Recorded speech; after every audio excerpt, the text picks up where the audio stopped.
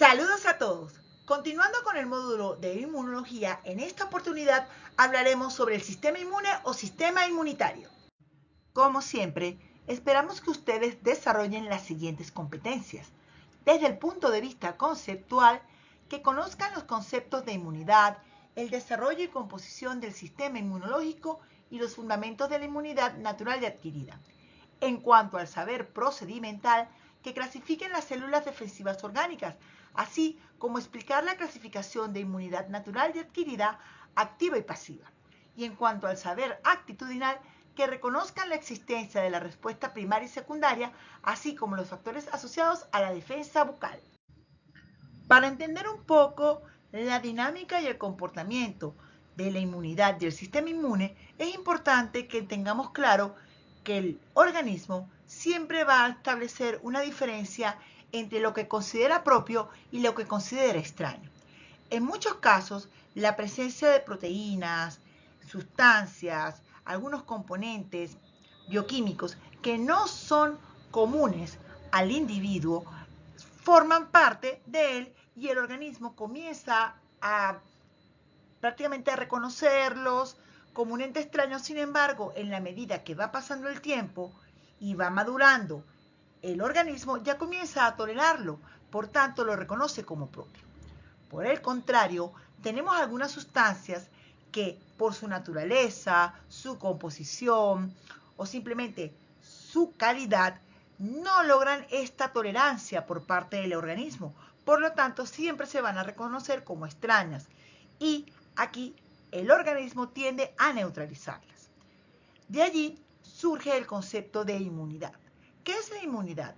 Es el conjunto de mecanismos fisiológicos que permiten al organismo reconocer una sustancia como extraña o nociva y de tal manera ofrece resistencia contra ella, ya sea neutralizándola o destruyéndola, sin lesionar los tejidos propios. Este concepto pertenece a González y González del año 2008. Pero ¿quiénes fueron los pioneros? Las primeras personas que comenzaron a estudiar, a entender un poco esta dinámica de la inmunidad. Bueno, tenemos a Edward Jenner en 1798, quien, al observar el comportamiento de las personas que ordeñaban las vacas en su pueblo, y se daba cuenta que estas personas no padecían una enfermedad que se llama viruela, determinó que ellos tenían algo muy particular que los hacía inmunes, es decir, los hacía que no les afectara esta condición. Luego, Louis Pasteur, en el año 1885, toma esos apuntes de Jenner, los cuales quedaron olvidados en el anal de la historia, y comienza a estudiar un poco más y desarrolla la primera vacuna. Por eso consideramos que Edward Jenner y Louis Pasteur son los pioneros en la comprensión de la inmunidad, o también podemos decir que son los padres de la inmunología. Recordando que la inmunología no es más que la ciencia que se encarga del estudio del sistema inmune. Entonces, es importante recordar y tener en cuenta unos conceptos básicos que nos van a ayudar a entender y comprender mucho mejor este tema. En primera instancia tenemos la definición de sistema inmunitario o sistema inmune, que podemos definirlo como aquella red compleja de células y órganos que combaten bacterias, virus, protozoarios, hongos, mediante defensas innatas y adaptativas.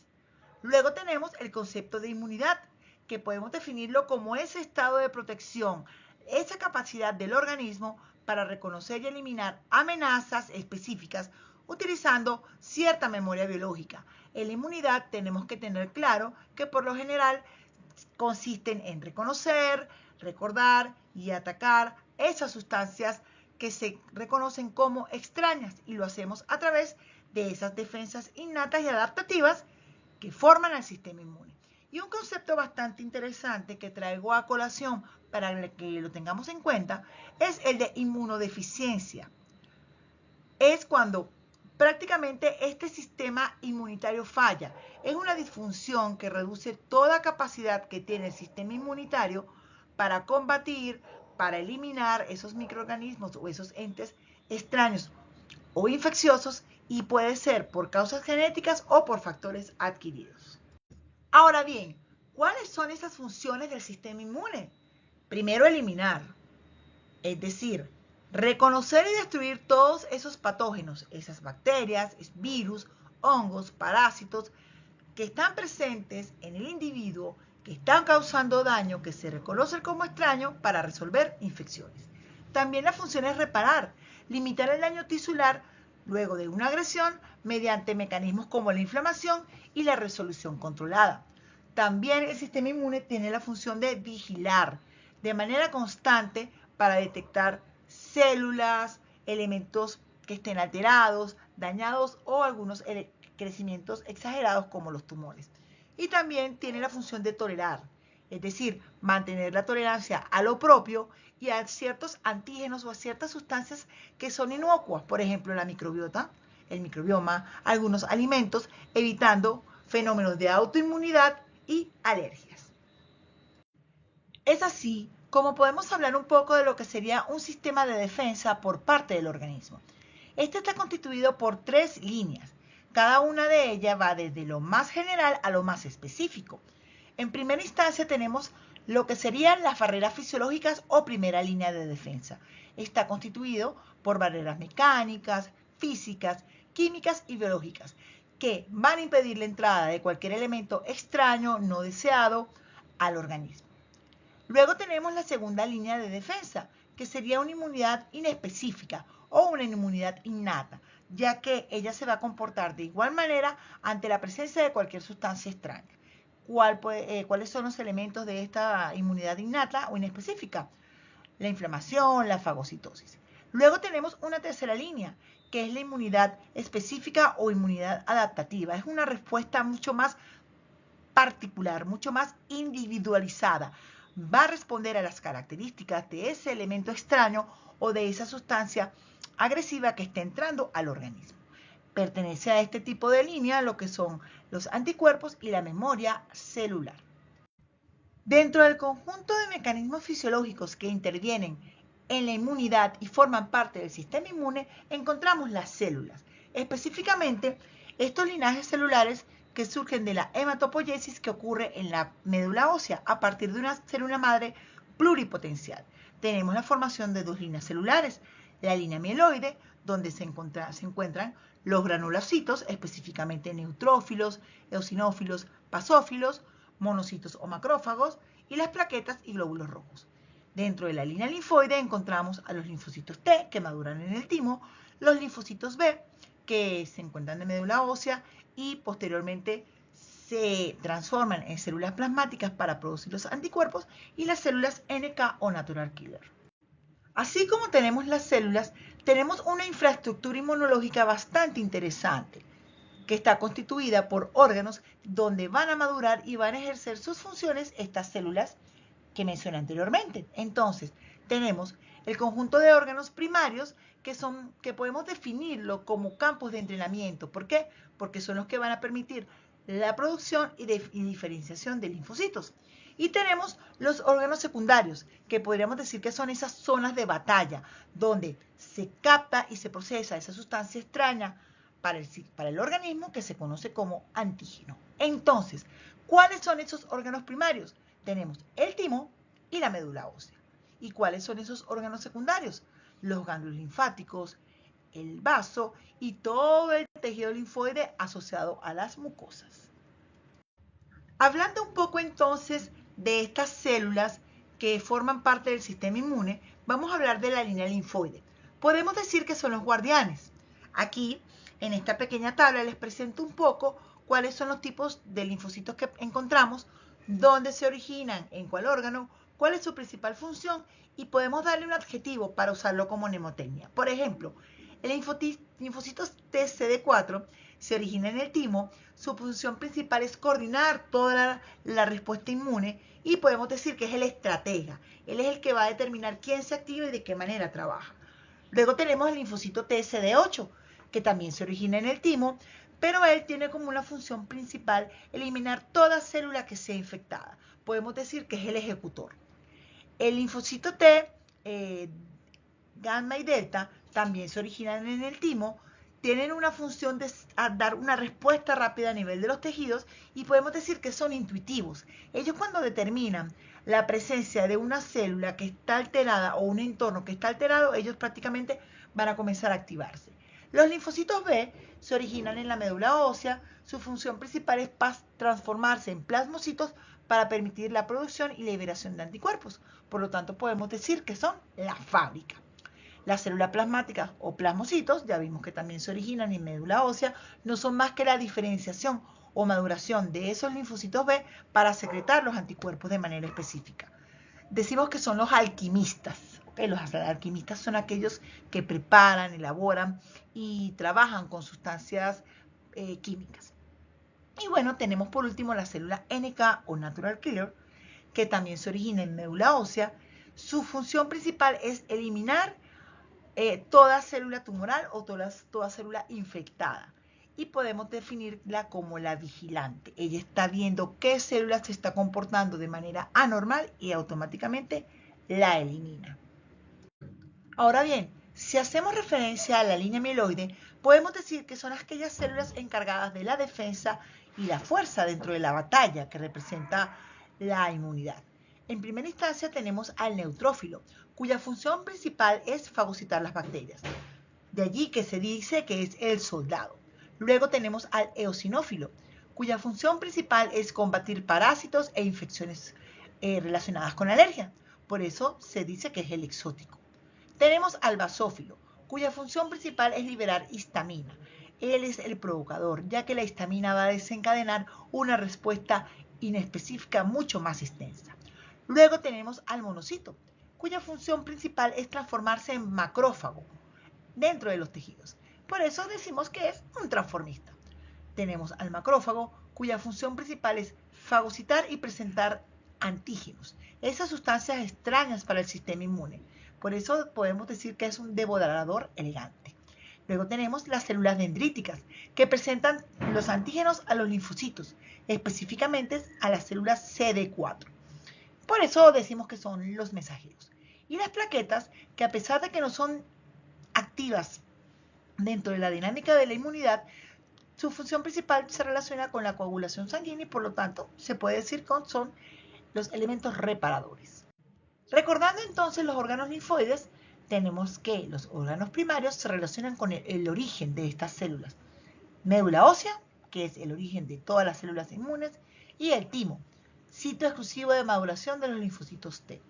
Luego tenemos estos órganos secundarios que funcionan como sitio o frente de batalla, donde están los ganglios linfáticos, el vaso y el tejido mieloide asociado a algunos órganos, como son las amígdalas, las placas de Peyer. Básicamente son aquellos entornos donde las células maduran y van a tener contacto con el antígeno o el elemento extraño y así van a activarse para lo que es la lucha inmunitaria.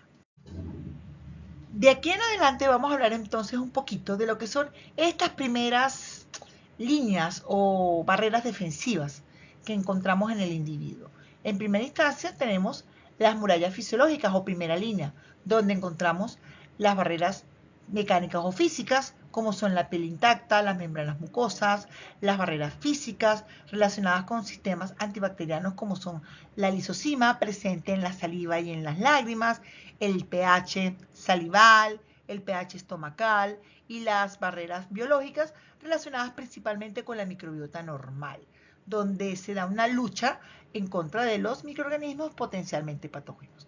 Básicamente, esta línea primaria funciona como un estado de protección o resistencia natural desde el nacimiento.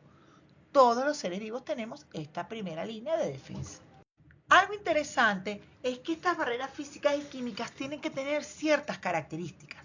Por ejemplo, cuando hablamos de barreras físicas, podemos hacer referencia a las mucosas. Pero ¿qué sucede? Estas mucosas tienen que estar intactas, tienen que estar sin ninguna pérdida de continuidad. Luego tenemos la capa química o la barrera química. Estos mocos protectores, este pH gástrico, este pH salival, estas características de la microbiota que dan una propiedad muy específica a cada uno de los tejidos, tiene que mantenerse en un estado de eubiosis. Y bueno, también tenemos lo que se diría una capa bioquímica o una capa química, que está relacionada, como les mencioné, con aquellas enzimas que están presentes en los fluidos como la saliva y la lágrima. Pero estas sustancias químicas tienen que ser funcionales. No siempre la presencia de lisosimas o en determinadas cantidades pequeñas nos puede servir como barrera. Entonces tenemos también la segunda línea, la inmunidad innata. Lo interesante de la segunda línea es que su velocidad o su presencia siempre va a ser inmediata. Una vez se sobrepasa la primera línea de defensa, se activa la inmunidad innata. Es inespecífica. Ella se va a comportar igual ante la presencia de cualquier patógeno. Y no tiene memoria. Ella no va a tener la capacidad de captar información importante para cuando se presente un elemento extraño similar o un antígeno similar, una bacteria similar, poder defenderse de la misma manera, no. Ella simplemente se comporta igual. ¿Y cuáles son estos elementos que intervienen dentro de la inmunidad innata? Pues básicamente la fagocitosis, la respuesta inflamatoria, la fiebre, la vía alterna del complemento y las células NK. Algo interesante es que una de las primeras personas que describió la inmunidad innata fue Elias Mekinoff en 1882, donde comenzó a explicar cómo se daba este fenómeno de la fagocitosis en los macrófagos. Podemos decir entonces que en la defensa inespecífica o en la segunda línea de defensa se da una reacción celular rápida. ¿Qué sucede? Se activan los neutrófilos, participan, aumentan su número cuando hay infecciones bacterianas agudas. Ellos son expertos en fenómenos de fagocitosis y producción de enzimas. Los macrófagos, fagocitos por excelencia, van a presentar estos antígenos y van a coordinar los procesos inflamatorios mediante la producción de algunas sustancias llamadas citocinas.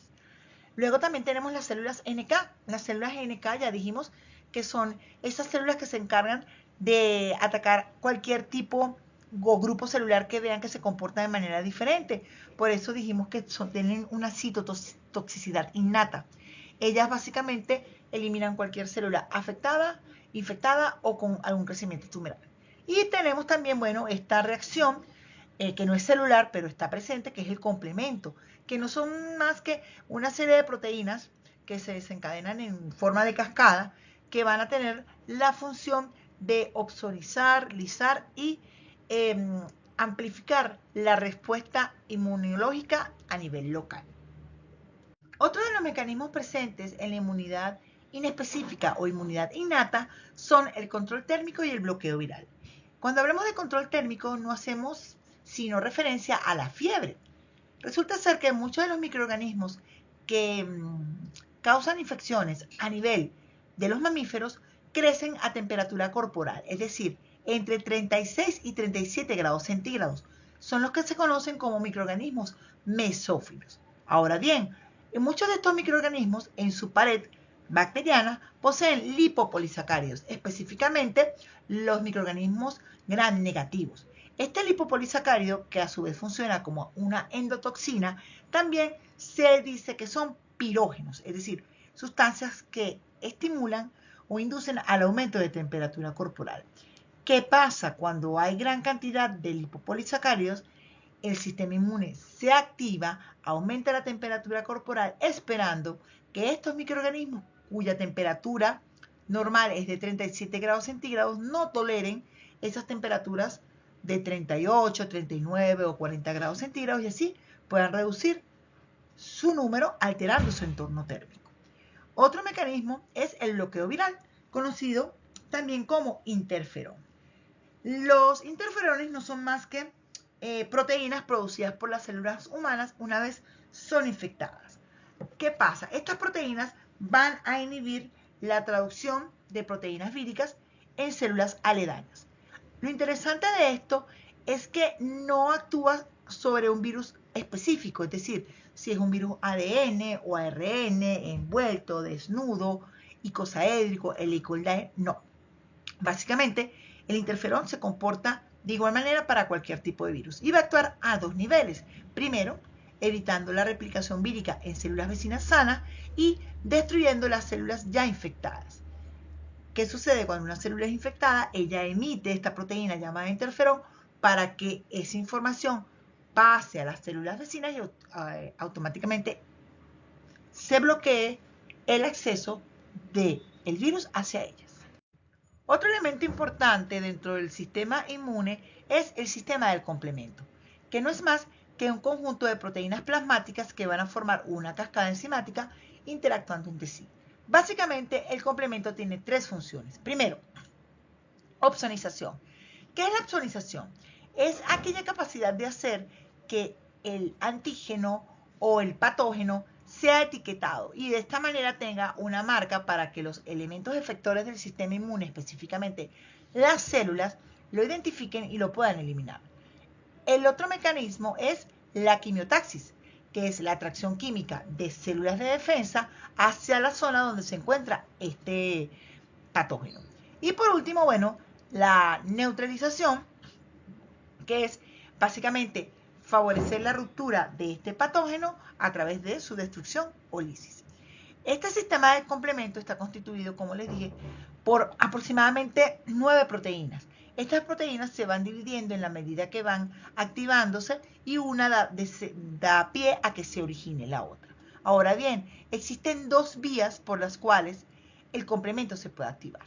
Lo que nosotros podemos llamar la vía alterna o vía innata, es una vía rápida. ¿Qué sucede? Cuando el elemento extraño, el antígeno, es muy diferente, muy agresivo, básicamente, específicamente lo que son virus, bacterias, toxinas, van a activar este fragmento que se llama fragmento C3 del complemento, y esto va a dar consecuencia a una serie de muchas moléculas que se van a ir activando hasta llegar a un punto central que es el que va a favorecer la lisis o la destrucción. Luego tenemos la vía clásica. La vía clásica es más lenta, es más adaptativa porque depende que haya una memoria, ¿ok? Ya es mucho más específica. Y aquí vamos a tener la presencia de un complejo llamado antígeno-anticuerpo, es decir, se van a unir los anticuerpos que liberan los plasmocitos a la sustancia extraña o al antígeno para luego activar el complemento y llegar a la fase final, que es la lisis o destrucción. Aquí se los presento de una manera mucho más resumida. Bueno, como les dije, es una cascada de proteínas que una desencadena a la otra y todas tienen que ver con funciones enzimáticas, ¿no? ¿Qué pasa? Básicamente C1 da origen a C2, C2 a C3, C3 a C4 y cada una de ellas se va dividiendo. ¿Qué sucede? Cuando un fragmento del complemento se activa, origina dos pequeñas porciones que a su vez van a servir para estimular o potenciar la respuesta inmune en toda esta dinámica que se está dando.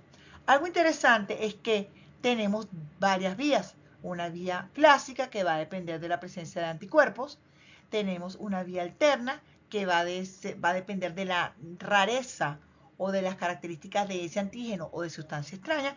Y tenemos una vía intermediaria que tiene que ver mucho con la presencia de carbohidratos en los microorganismos, ¿ok? Pero cualquiera de las tres vías me van a llevar a el mismo elemento, que es lo que se llama el complejo de destrucción de membrana, que es esto que tengo acá, que es la formación de un complejo que se llama C6, C7, C8, C9, y este complejo va a causar la lisis de la célula o la lisis del patógeno. ¿Qué quiere decir? Esto va a hacer que esta molécula penetre o perfore la pared bacteriana, la pared fúngica, la pared de la célula que está siendo afectada y básicamente se va a destruir esa célula infectada, ¿ok? ¿Qué pasa? El complemento, como les dije, me puede servir para opsonizar, es decir, puede ser que no cause la destrucción del antígeno, pero puedo hacerlo mucho más atractivo para que los otros elementos del sistema inmune se acerquen a él y lo puedan destruir. Otra es la quimiotaxis, es decir, tal vez no llego a este complejo de destrucción de membrana, pero todos estos subproductos que se van formando cada vez que se va activando una proteína del complemento van a servir para favorecer la inflamación, para favorecer la quimiotaxis y bueno, la última puede ser la regulación que va a favorecer la activación de otros elementos, otros componentes tanto del complemento como del sistema inmune para causar la destrucción de la célula. Y bueno, llegando a la tercera línea, encontramos la inmunidad adaptativa o inmunidad específica. Esta es bien interesante porque esta se activa cuando tenemos una segunda exposición al antígeno o al elemento extraño. Por eso se dice que es una respuesta secundaria. Esta sí es muy específica. Esta simplemente va a reconocer al elemento extraño en particular. Ya lo reconoce, ya sabe quién es y ya sabe cómo comportarse ante él. Por lo tanto, tiene memoria. La respuesta va a ser mucho más rápida y mucho más intensa que en el primer contacto. ¿Por qué? Porque no lo conocíamos y ahorita hay un segundo contacto, ya se sabe cómo es y se sabe cómo responder. Esta inmunidad adaptativa depende de los linfocitos T, que es lo que conocemos como inmunidad celular, y la inmunidad humoral, tanto de los linfocitos B como de los anticuerpos. Algo interesante es que la inmunidad adaptativa juega un importante papel una molécula llamada complejo mayor de histocompatibilidad. Es decir, el complejo mayor de histocompatibilidad, existen dos tipos, 1 y 2. El complejo mayor de histocompatibilidad 2 se encuentra en todas las células presentadoras de antígenos, todas las células que se encargan de fagocitar y de llevar esa sustancia extraña ante el linfocito CD4. ¿Okay? Entonces, la podemos encontrar en macrófagos, en monocitos, en células dendríticas, en algunos linfocitos CD8, ¿ok? En linfocitos gamma y delta. Esta molécula es una especie de llave que va a permitir entrar directamente con el linfocito T. Fíjense acá. Ellos encajan directamente a través de un péptido para poder saber que esta célula está presentando al elemento extraño. ¿Por qué? Porque cuando viene la célula presentadora de antígeno ante el sistema inmune, él viene con su tarjeta de presentación, vamos a llamarlo así, o con su carnet de identificación, que es el complejo mayor de histocompatibilidad tipo 2, y aparte tiene fragmentos de la célula extraña o del elemento extraño. Entonces, si él no presenta este complejo mayor de histocompatibilidad, el linfocito T no lo va a reconocer y lo va a atacar. Entonces, simplemente gracias a este mecanismo es que nosotros podemos reconocer lo propio de lo extraño. Cuando estábamos hablando del rol de la inflamación y estábamos hablando un poco de lo que era esta inmunidad desde el punto de vista innata, mencionamos algunas sustancias que son las citocinas. Las citocinas se pueden definir como un sistema de telecomunicaciones que permiten la vinculación entre cada una de las células del sistema inmune y no son más que sustancias químicas, proteínas que pueden ser producidas por monocitos, por macrófagos, por linfocitos, que van a permitir que se establezca qué estirpe celular se va a activar, cuántas van a llegar, de qué manera van a actuar. Y fíjense que también las podemos conocer con el nombre de linfoquinas, también se pueden llamar interleucinas, o los interferones también se comportan como citocinas. De esta manera podemos establecer unas características entre la inmunidad innata versus la inmunidad adaptativa. Tenemos en primera instancia que la inmunidad innata, que es la segunda línea de defensa, tiene una velocidad de respuesta inmediata, mientras que la adaptativa es lenta, ¿ok? Durante el primer contacto. Ya luego, en un segundo contacto con esta sustancia extraña, es mucho más rápida. La innata es muy poco específica. Va a reaccionar igual ante la presencia de cualquier patógeno, mientras que la adaptativa tiene una especificidad muy alta. Discrimina cuál es el antígeno, cuál es el agente causal y puede saber cómo actuar ante él. La innata no tiene ningún tipo de memoria, mientras que la adaptativa tiene una alta memoria inmunológica. Los componentes principales de la inmunidad innata son los fagocitos, la vía alterna del complemento, la célula genical, las barreras fisiológicas y químicas, mientras que de la inmunidad adaptativa son los linfocitos T, los linfocitos B, los anticuerpos y la vía clásica del complemento. En algún momento les mencioné las células dendríticas. Las células dendríticas no son más que estas células tipo células de Langerhans, células estrelladas que están patrullando durante todos los tejidos y se encargan de captar a toda aquella sustancia extraña conocida como antígeno. Van a viajar a través de la linfa hasta los ganglios linfáticos y van a presentar literalmente el antígeno, la sustancia extraña, a los linfocitos T. Aquí básicamente entran los linfocitos TCD4 que van a coordinar toda esa respuesta global. Recordemos que tenemos los TH1 que tienen una respuesta contra los patógenos intracelulares, los TH2 que van a actuar contra los parásitos y la mediación de alergias, los TFH que estimulan a la formación y diferenciación de linfocitos B, y los TH17 que son los que van a promover la inflamación de manera controlada. Y tenemos estas células ejecutoras, principalmente los linfocitos B, que se encargan de lo que es la respuesta humoral. ¿Por qué? Porque ellos son los que van a producir los anticuerpos, inmunoglobulina M, G, A, E y D. Básicamente su efecto es que van a causar la neutralización de esas toxinas, de los virus, van a permitir la opsonización de esos tejidos infectados, de esas células, van a activar el complemento y van a generar células de memoria. Y tenemos las células ejecutoras, como son los linfocitos TCD8, que son los encargados de la citotoxicidad celular. Ellos van a liberar sustancias como son las perforinas y las granzimas, que van a causar esa destrucción directa y precisa de todas las células infectadas por virus, por tumores y a su vez por células que no son naturales o que no son reconocidas como propias. La característica de estos linfocitos TCD8 es que te van a generar memoria.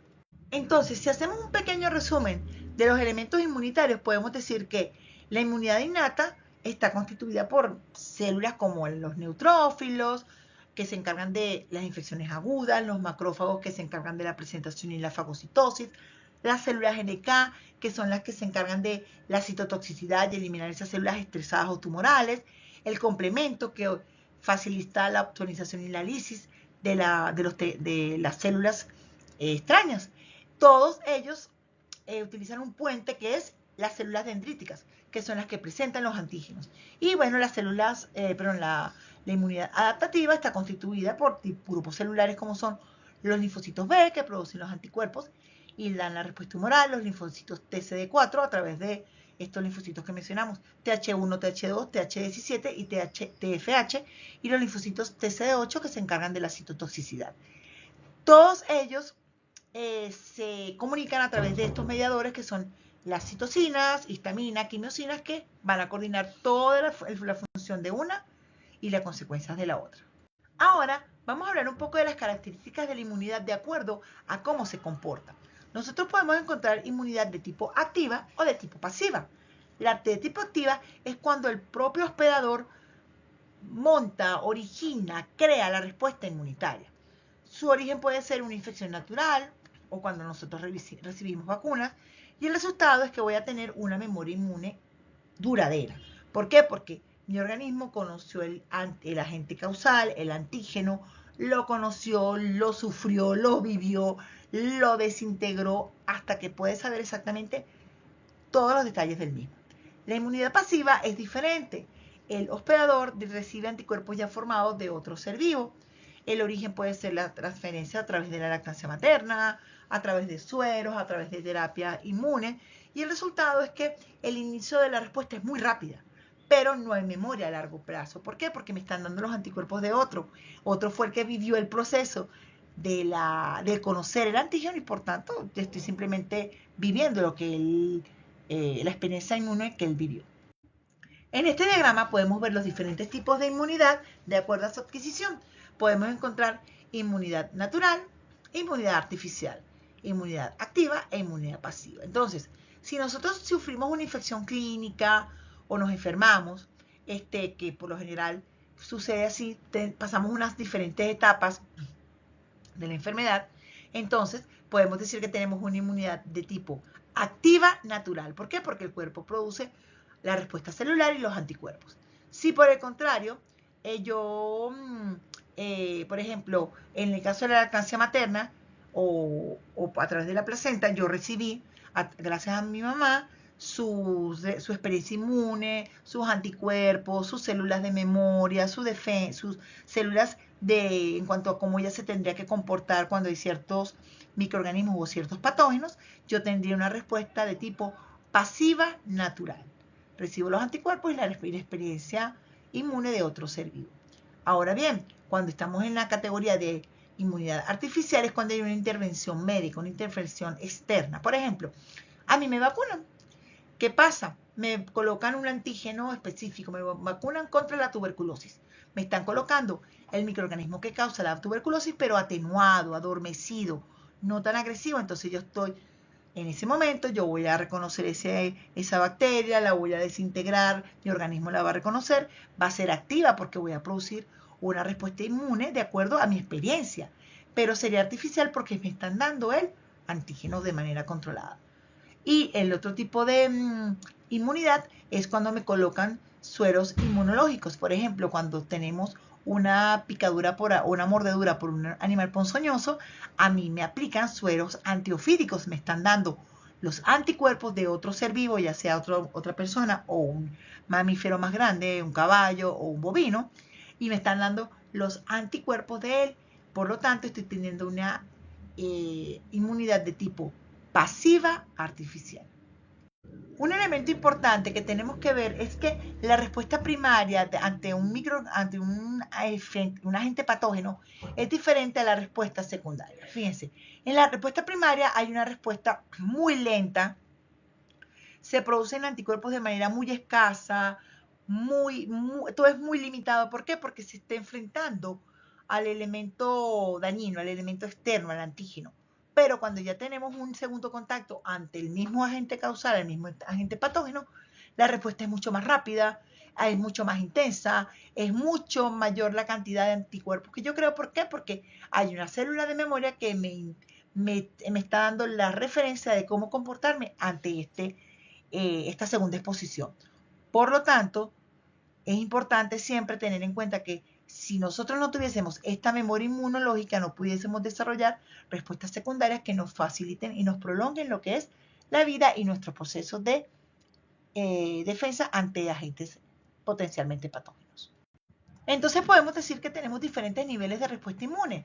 Primero tenemos una respuesta innata, que es esa primera línea de defensa, como ya les he dicho, que incluye barreras como la piel y células y acciones como los macrófagos y la fiebre. Luego tenemos una inmunidad de tipo adaptativa sí, adaptativa como tal, que es un poco más específica, donde hay una memoria inmunológica, intervienen los linfocitos T y B, interviene el reconocimiento de antígenos, la presentación de este elemento extraño gracias a las células presentadoras de antígenos.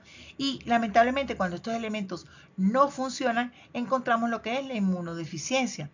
Básicamente tenemos algún tipo de limitación para poder ejercer cualquiera de estos dos tipos de inmunidad. ¿Cuáles pueden ser las causas? Podemos hablar de causas primarias o congénitas, cuando hay defectos genéticos, o secundarias cuando son adquiridos a través de algunas patologías, como por ejemplo el virus de la inmunodeficiencia humana ataca específicamente a los linfocitos TCD4, que son los coordinadores de la función inmune. Entonces imagínense lo grave que es la presencia de este virus en un individuo. Ahora bien, a nivel bucal, ¿qué ocurre? A nivel bucal tenemos también elementos del sistema inmune, sobre todo desde el punto de vista de inmunidad innata. Tenemos la mucosa bucal, la mucosa oral, la continuidad de esa mucosa bucal funciona como una primera línea de defensa. También tenemos la presencia de sustancias llamadas defensinas, que modulan el crecimiento y desarrollo de ciertos microorganismos. Obviamente la microbiota comensal, que funciona como un elemento de barrera inespecífica para permitir el paso o no de microorganismos potencialmente patógenos y el desarrollo de los mismos. Un fluido importantísimo que es la saliva, en donde encontramos la inmunoglobulina A, que es un anticuerpo que nos ayuda a neutralizar muchos antígenos que pueden estar presentes en boca. Tenemos también algunas sustancias como la lactoferrina, que son unas sustancias antibióticas no específicas que van a atacar microorganismos en manera general. Y bueno, obviamente si nosotros perdemos la saliva, estamos perdiendo la capacidad de protección a nivel bucal, ¿ok?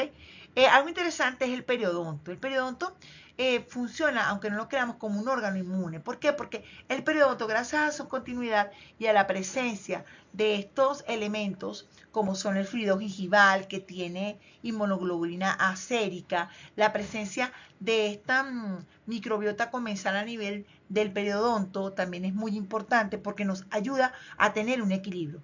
Cuando lamentablemente ese equilibrio se rompe por factores como la acumulación de depósitos dentobacterianos, el cálculo dental y desarrollamos enfermedades como la periodontitis, lamentablemente todo este sistema de inmunidad desde el punto de vista inespecífico se pierde y podemos desarrollar patologías mucho más graves.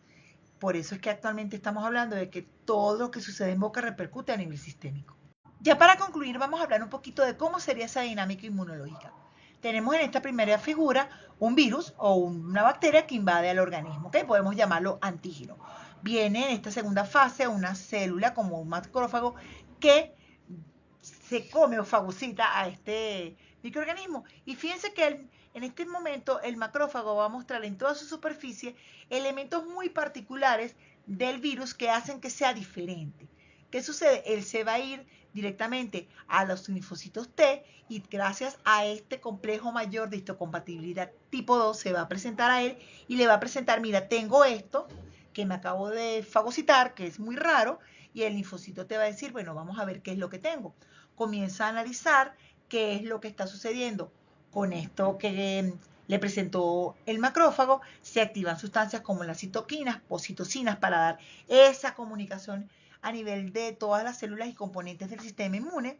En este caso, activa al linfocito B para que el linfocito B comience a diferenciarse y producir lo que son las sustancias de específicamente los anticuerpos que se liberan y van a captar, es decir, lo van a opsonizar, van a hacer que, en este caso, el virus, la bacteria, el agente patógeno, sea lo suficientemente grande, extraño y pesado para llamar, fíjense, para llamar a todos los demás macrófagos, que son las células efectoras, o también puede activar a los linfocitos TCD8, linfocitos gamma, para comenzar a destruirlos y prácticamente se elimina el patógeno. Pero ¿qué sucede?